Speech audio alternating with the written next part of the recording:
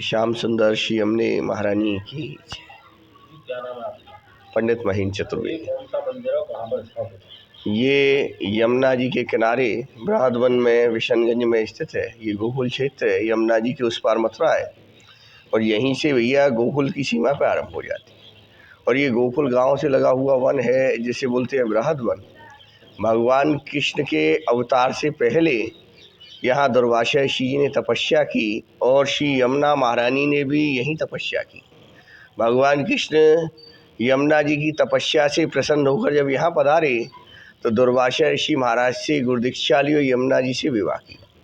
यमुना जी भगवान की चौथी पटरानी है, यम की और शनि की बहन है। तो विवाह में धर्मराज जी ने यहाँ आकर यमुना जी को चुन्नी उड़ाई, वस्त्र आभूषण भेंट किए, वरदान दिया कि जो यहाँ श्री यमुना जी कृष्ण भगवान आपकी सेवा करेगा अपने कष्ट पाप यमलोक से मुक्ति पाएगा।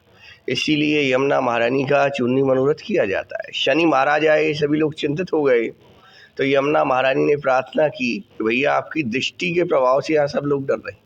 तो शनि भगवान बोले बहन आप चिंता मत कीजिए, जो यहाँ आ जाएगा उस पर मेरी कुदृष्टि का प्रभाव जीवन में कभी नहीं पड़ेगा, दशा से भी मुक्ति मिलेगी। जो यहाँ भगवान कृष्ण और यमुना जी आपकी सेवा करेगा तो यहाँ दर्शन से सारे कष्ट दूर होते हैं। कालिंदी नाम यमुना जी का है, इसीलिए इस मंदिर का नाम है कालिंदी कृष्ण मिलन मंदिर। तो इधर बराबर में भैया दुर्वासा ऋषि जी, यहीं उन्होंने 10,000 वर्ष तपस्या की। इधर यम महाराज, शनि महाराज, यमुना जी तीनों बहन भाई हैं। पूरे भारत में एकमात्र मंदिर यही ऐसा है जहाँ यम और शनि दोनों भाई साथ में, नहीं तो इनका एक साथ दर्शन आपको नहीं मिलेगा। महाप्रभु श्री वल्लभाचार्य जी की भजन स्थली है। महाप्रभु जी इस समय यहाँ पधारे, कोई नहीं था, तो भगवान बाल रूप में आए, भोजन जल ग्रहण कराया। और जब उन्होंने यहाँ भगवान का ध्यान किया तो यमुना जी भगवान कृष्ण ने जो युगल स्वरूप दर्शन दिया, जो श्रीनाथ जी महाप्रभु जी यमुना जी का मिलन हुआ, वो यमुना जी का पवित्र तट यही है।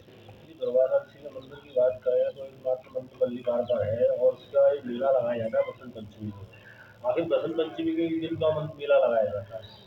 बड़ी सुंदर भागवत जी में कथा आती है कि भगवान कृष्ण पहले रहती थी इधर गोकुल में, और जब कंस राक्षस भेज देता था तो नंद बाबा ने यहाँ से 50 किलोमीटर दूर जाकर नंदगांव बना दिया। तो जब गोपियाँ यमुना जी के उस पार पहुँच गईं तो गोपियों की इच्छा दुर्वासा ऋषि जी के दर्शन की हुई। तो गोपियों ने भगवान से प्रार्थना की कि भगवान हम आपके गुरुदेव दुर्वासा ऋषि जी का दर्शन करना चाहती हैं, लेकिन यमुना महारानी में जल अधिक है तो हम उनका दर्शन कैसे कर सकती हैं। भगवान कृष्ण बोले गोपियों आप केवल इतनी प्रार्थना कर देना कि यदि दुर्वासा ऋषि महाराज दूरस का पान करने वाले उपवासी संत हों तो आप हमें मार्ग दे दीजिए। गोपियों को बड़ा आश्चर्य हुआ। 16,000 गोपियों ने 16,000 भोजन के थाल सजाए, यमुना महारानी के पास आ गई। यमुना जी से प्रार्थना की कि हे यमुने महारानी, यदि दुर्वासा ऋषि महाराज दूब रस का पान करने वाले उपवासी संत हों तो आप हमें मार्ग दे दीजिए। तो यमुना जी ने मार्ग दे दिया। यहाँ आकर गोपियों ने दुर्वासा ऋषि जी से प्रार्थना की है, भगवान हम बड़े भाव से प्रसाद बनाकर लाए हैं, आप इसे ग्रहण कीजिए। दुर्वासा ऋषि बोले गोपियों मैंने वर्षों से अन्न जल का त्यागन कर दिया है और इतने समय से एक ही स्थान पर बैठे रहने के कारण मेरी इंद्रियां शीतल हो गई हैं, तो इतनी शक्ति नहीं है कि हाथ उठाऊं और भोजन करूं। लेकिन यदि आप भाव से बनाकर लाई हैं तो मैं अपना मुंह खोले देता हूँ, आज जिसका भाव बने प्रसाद लगा सकता है। तो गोपियाँ अपनी अपनी बारी से प्रसाद लगाती गईं और दुर्वासा ऋषि जी ग्रहण करते गए।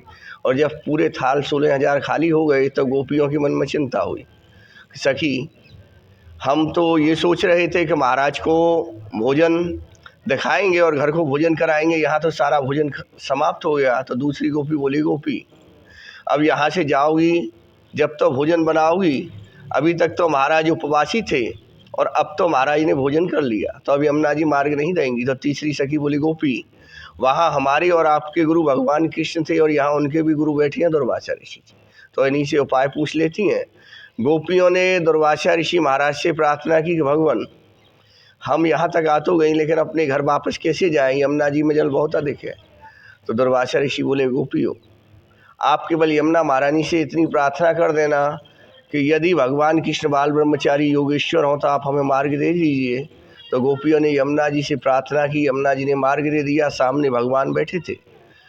बोले गोपियों गुरुदेव का दर्शन हो गया। बोले महाराज देख लिया कि दो ठगों के बीच बैठी एक ठगनी और जैसे बैठे ठग वैसी बैठी ठगनी।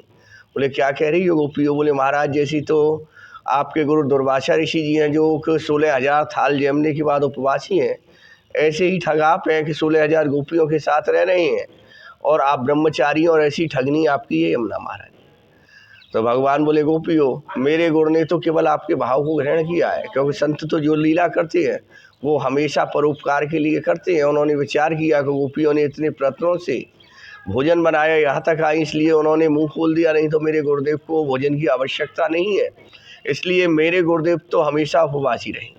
बोले महाराज आप ब्रह्मचारी कैसे? बोले गोपियों, आपने वर्षों तपस्या की, उसके फलस्वरूप मैंने आपको वरदान दिया। तो आपका जब भाव बनता है तो रात्रि में आपको दर्शन देने के लिए चला आता हूँ। लोग कहते हैं कि माखन चूर आ गया, आपका भाव बनता है कि मार्ग में दर्शन हो जाए, तो आ जाता हूँ कि गोपियों थोड़ा थोड़ा रथ का दान दे जाओ, और आपका भाव बनता है तो रासमंडल में नृत्य करने लगता हूँ। मेरा न तो मुझे मांगने की आवश्यकता, न चोरी की आवश्यकता, न नाचने की आवश्यकता। तो गुरु दुर्वासा ऋषि महाराज को इसीलिए सदा उपवासी और भगवान कृष्ण को योगेश्वर कहा गया है।